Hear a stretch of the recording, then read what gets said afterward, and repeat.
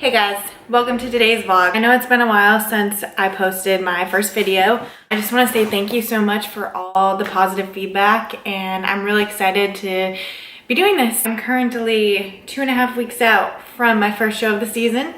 Definitely feeling 2.5 weeks out at this point. Energy is pretty low. It's getting real, guys. It's getting real. Everything's going right. Everything's going as planned. I did have a really tough week about a week ago. I was holding a lot of water. I did not look like I was 3 weeks out. I started to stress, and when that happens, you tend to hold more water, so it just escalated into a downward spiral of emotions, and yeah. So I brushed it off. I trust the process, and here we are. I'm looking 10 times better, and I'm ready to do these last couple of weeks. Things I wish I knew before I started competing. That is something I kind of look back on and was like, you know what, this is a great topic that I should talk about. So, right into it. A little backstory. When I first moved to Tennessee, I had no idea what an NPC bikini competition was. I was approached in the gym by a coach actually, who asked me how many weeks out I was from a show, and I was like, what show? I'm just here because I like to work out, and then I kind of talked to him a little bit more about it, went home and did my own research, and was like, you know what, this is something I think I want to do. So I reached out to a coach, had a bad experience with one coach, and then actually found another coach who I'm currently with now, Zach Anderson. So if you're in the Nashville area, great coach. Very fortunate for him because in my first 2 shows, I placed first in both my classes, and in the open, I placed 4th. So definitely a good solid first year of competing. I can't complain about that at all. I feel very, very blessed to have done that well, especially with all the competition I had.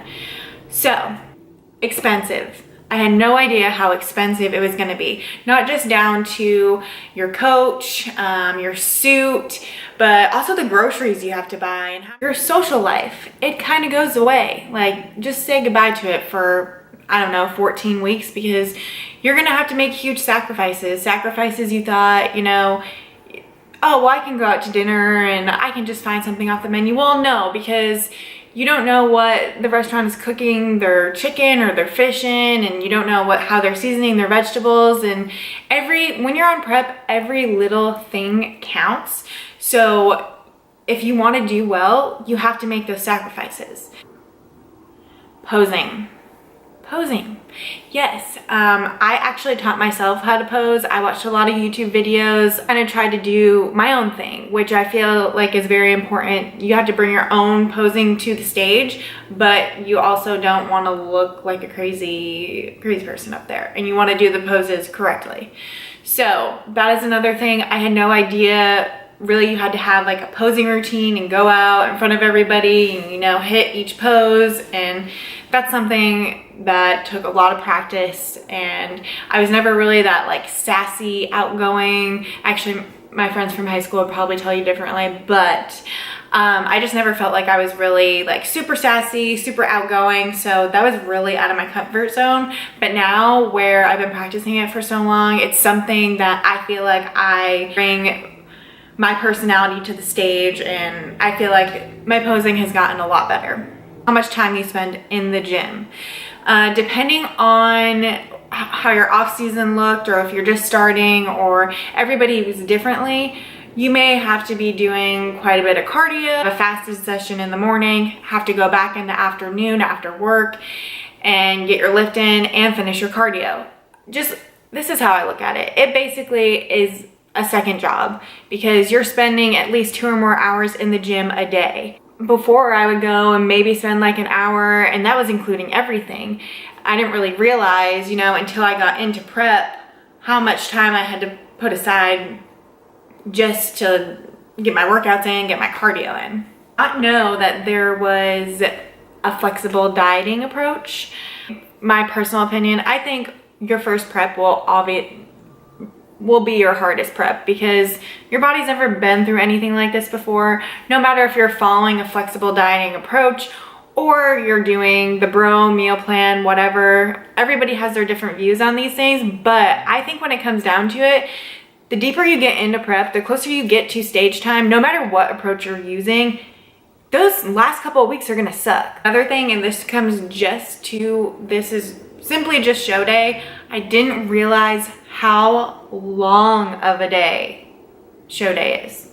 Like, you get so excited, oh my gosh, it's show day, it's show day. It's literally like hurry up and wait the whole entire day. You go on stage for prejudging in the morning, and then you're done until finals, but you're waiting around. If you're a bikini girl, typically you're last. So you're waiting around, and you're just like, okay, I'm really low energy and I just want a donut at this point. So I thought it was gonna go by quick. I thought it was a fast process, but prejudging is fast. Night show, not so much. And depending on what show you're in, it could be ran really well, or it could be ran really poorly and you're not getting on stage until 12 o'clock. And that makes for some really mad bikini girls. Is where it gets deep, people. It gets deep. So post-show blues, they are a real thing. I was always like, you know what? That's not going to be me. I'm not going to be that person who just eats my feelings after and rebounds and blah, blah, blah, blah, blah. Okay, not even going to lie to you. It happened. After my first 2 shows, well, I did my first show and then I continued on prep to do a show 6 weeks later. So I was in prep for a total of 22 weeks. That is a long dieting phase. And when you throw in food that your body is not used to digesting, it's like, hold up, hold on. I'm gonna hold on to all of this. Girl, you are, So, I didn't have any self-control after my last show. And I was kind of just like eating whatever I wanted and just not thinking of the consequences. Of course, I was going to the gym still, but I was eating at such a surplus that my body couldn't keep up with it. My body did not know what to do, and I put on 15 pounds easily in like 2.5 weeks. So going from a really stage lean state to watching your body transform in less than 2 weeks, like working so hard for so many weeks to get lean, and then in a matter of 2 weeks watch all your hard work go away, was like, what just happened? And that was, I couldn't wrap my head around it. Like, I couldn't figure out why I was blowing up like that. Like, I was still going to the gym, I was still doing my cardio. Like, why am I blowing up? It kind of got to a point where it was like I totally lost control. I could not control. I would start binge eating, and my binge eating experience was terrible. So if I had a hard day at work or something and I came home and I was just stressed out, or if I would even just go look at my body in the mirror and be like, this is disgusting, I'm just gonna eat because why not? I messed up all my progress. I might as well just eat. Who cares? And it was like I would black out, and nothing I would eat. I would grab everything in the cupboard, like anything I could find.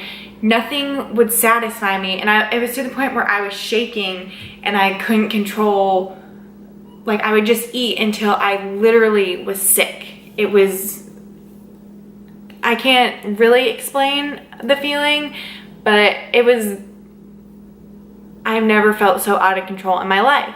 And for any of you that know or who have been through it know, it's one of the hardest things to describe. It's one of the hardest things to overcome. And it was just bizarre. I never thought it would be me going through it.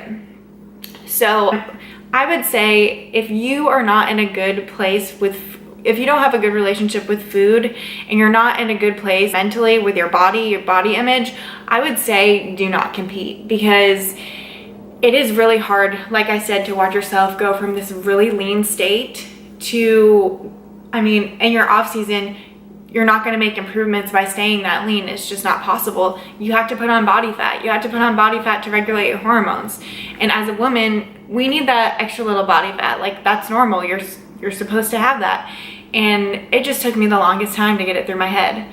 So it's very mentally, if you let it, it will destroy you. And you just need to know going into it that you can't maintain that level of leanness, nor should you want to, because think about what you're doing to get to that point. the hours of cardio, maybe not hours of cardio, maybe only half an hour of cardio, whatever it may be, the way you're eating, the way you're tracking your macros, do you really want to do that just to maintain a physique? Like, you should love yourself in all stages. And that's something that I wish I knew that's something that I wish I was better about going into it, because I fell in love with my stage body and I didn't care about anything else. I just wanted to get back to that. And I didn't care about my social life. I didn't care about my boyfriend. I didn't care about, like, it got bad. But now it's season number 2 and your girl is headstrong, and that ain't happening. Everybody has a different experience with competing, and I'm not trying to say these things to give it a negative light at all. That's not what I'm trying to do. I'm just trying to be honest about it and hopefully help somebody that's maybe on the edge of competing, you know, be like, maybe that's not for me. Because like I said, if you're not in a good mental state or you don't have a great relationship with food, I would not recommend it. I would not recommend it once. But if you feel like, you know, you're very passionate about something like that, like I'm very passionate about competing, and I have learned to teach myself, you know, I need to love myself in every stage of this process, because if I don't, it will tear me apart. And this is a sport. This is a hobby. It's like an expensive hobby at that. But if it's truly something that you love and you're passionate about, it shouldn't matter what you have to go through. So I understand that bodybuilding kind of gets a negative light, and you know, so you get to a point where it is unhealthy. It is unhealthy for that small period of time, but just know that we're not looking to sustain that level of leanness. Like, we get that lean for that day specifically, and then we're back on the upward. We're good. It's all good. We get healthy again. It's fine. Like I said, it's a sport. It's competitive. That's what they're looking for. So I hope that this video helped kind of shed some light on competing and things maybe you already knew or things maybe you didn't know. And I hope it helped at least somebody, because this is something like I said, these are things I wish I knew going into competing. And yeah, so currently, like I said, 2.5 weeks out from the stage, and I'm so excited. You know, you're truly passionate about this sport when energy level's low, pretty big deficit, and you're still just like, I wake up with a purpose every morning, just ready to give it my all, give it my best. So when I get on stage that day, I can look back and be like, you know what? I remember that cardio session I didn't want to do. I remember how hard that was, and I pushed through it. And I'm here, and I brought my best absolute package. There is absolutely nothing I could have done better. I hope that this was informative, and I hope you got something from this video. And I want to thank y'all for watching, and I will plan on seeing you in the next video.